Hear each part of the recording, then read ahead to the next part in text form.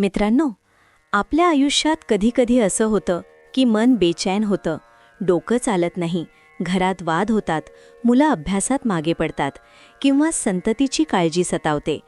अशावेळी आपल्या प्राचीन शास्त्रांमध्ये एक अद्भुत उपाय सांगितला आहे, तो म्हणजे विष्णू सहस्रनाम पठन. आज आपण याच दिव्य स्तोत्राबद्दल सखोल माहिती घेणार आहोत. विष्णू सहस्रनाम म्हणजे काय, ते कधी आणि कसं करावं, त्याचे फायदे काय आहेत आणि काही प्रेरणादायी कथाही आपण जाणून घेणार आहोत, ज्यामुळे तुमचा यावरचा विश्वास आणखी वाढेल. विष्णू सहस्रनाम म्हणजे काय? विष्णू सहस्रनाम म्हणजे भगवान विष्णूंच्या 1000 पवित्र नावं. ही नुसती नावे नाहीत, तर प्रत्येक नावात एक वेगळी शक्ती, एक गुण आणि एक अदृश्य संरक्षण कवच आहे. महाभारतातील अनुशासन पर्वामध्ये शरपंजरी असलेले भीष्म पितामह यांनी युधिष्ठिराला हे सहस्रनाम सांगितले होते. भीष्म म्हणतात, या कलियुगात जर कोणती एकच साधना असेल तर ते म्हणजे विष्णू सहस्रनाम. विष्णू सहस्रनाम कधी करावे? उत्तम वेळ पहाटे ब्रह्ममुहूर्त 4 ते 6 या शांत वेळेत मन एकाग्र होते. सकाळी आंघोळीनंतर शरीर आणि मन शुद्ध झाल्यावर. संध्याकाळी सूर्यास्तानंतर दिवसाच्या समाप्तीपूर्वी शांतता अनुभवण्यासाठी. कोणत्या दिवशी? गुरुवार हा दिवस भगवान विष्णूंना समर्पित आहे, म्हणून अत्यंत शुभ मानला जातो. एकादशी या दिवशी विष्णूंची पूजा विशेष फलदायी ठरते. कार्तिक आणि श्रावण महिना हे महिने धार्मिक कार्यांसाठी महत्त्वाचे आहेत. संकटाचा काळ, जेव्हा घरात आजारपण, तणाव किंवा कोणतीही अडचण असेल, तेव्हा हे पठण खूप उपयुक्त ठरते. विशेषतः जर संतती होत नसेल, मुलं कमजोर असतील किंवा बुद्धी स्थिर नसेल, तर हे पठण अवश्य करावे. विष्णू सहस्रनाम कसे करावे?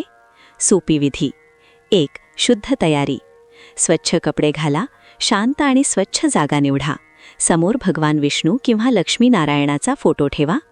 1 दिवा आणि अगरबत्ती लावा. 2. संकल्प. मनात किंवा मोठ्याने सांगा, माझ्या आणि माझ्या कुटुंबाच्या कल्याणासाठी, उत्तम बुद्धी, आरोग्य, संतती आणि घरात शांतीसाठी मी विष्णू सहस्रनाम पठण करत आहे. हा संकल्प तुमच्या प्रार्थनेला एक दिशा देतो. 3. पठण. स्पष्ट उच्चार. प्रत्येक नावाचा उच्चार स्पष्ट आणि योग्य असावा. बसून पठण. शक्य असल्यास शांतपणे बसून पठण करा. पुस्तकातून, मोबाईलऐवजी पुस्तकातून पठण करणे अधिक चांगले. नियमितता. रोज एकाच वेळी पठण करण्याचा प्रयत्न करा. ऐकणे. जर तुम्हाला पठण करणे शक्य नसेल तर शांतपणे एकाग्र मनाने ऐकले तरी चालते. डबल विष्णू सहस्रनाम पठणाचे अद्भुत फायदे. ब्रेन. बुद्धीसाठी. मुलांची स्मरणशक्ती वाढते. अभ्यासात लक्ष लागते. निर्णय घेण्याची क्षमता सुधारते. बाळ. संततीसाठी. संतान प्राप्तीचा मार्ग मोकळा होतो. गर्भातील संभाव्य दोष नष्ट होतात. मुलं संस्कारी आणि निरोडी जन्माला येतात. घर. घरासाठी. घरातील क्लेश आणि वाद कमी होतात. नकारात्मक ऊर्जा दूर होते. घरात लक्ष्मी स्थिर होते आणि धनधान्य वाढते. मन. मनासाठी. चिंता, भीती आणि तणाव कमी होतो. झोप शांत आणि गाढ लागते. मन शांत आणि प्रसन्न राहते. एक अद्भुत कथा. ब्राह्मण आणि विष्णू सहस्रनाम. फार वर्षांपूर्वी एक अत्यंत गरीब ब्राह्मण होता. त्याच्याकडे धनसंपत्ती नव्हती, पण भगवान विष्णूंवर त्याची अढळ श्रद्धा होती. तो रोज न चुकता विष्णू सहस्रनामाचे पठण करत असे. एकदा त्याच्या घरावर मोठे संकट आले. घरात खायला अन्न नव्हते आणि उपासमार सुरू झाली. त्या रात्री त्याला स्वप्नात भगवान विष्णू दिसले. विष्णू म्हणाले, तू माझ्या 1000 नावे प्रेमाने घेतोस, मग मी तुझी काळजी घेणार नाही असे होईल का? दुसऱ्याच दिवशी त्याच्या आयुष्यात चमत्कार घडला. त्याला अचानक काम मिळाले, घरात धन आले आणि गरिबी दूर झाली. त्याचे आयुष्य सुख समृद्धीने भरले. म्हणूनच शास्त्र म्हणते, नाम घेतलं तर काम झालंच समजा. तुमच्या श्रद्धेसाठी विष्णू सहस्रनामातील एक सुंदर श्लोक. ओम विश्वम विष्णुर्वषट्कारो भूतभव्य भवत्प्रभुः भूतकृत भूतभृत भावो भूतात्मा भूतभावनः.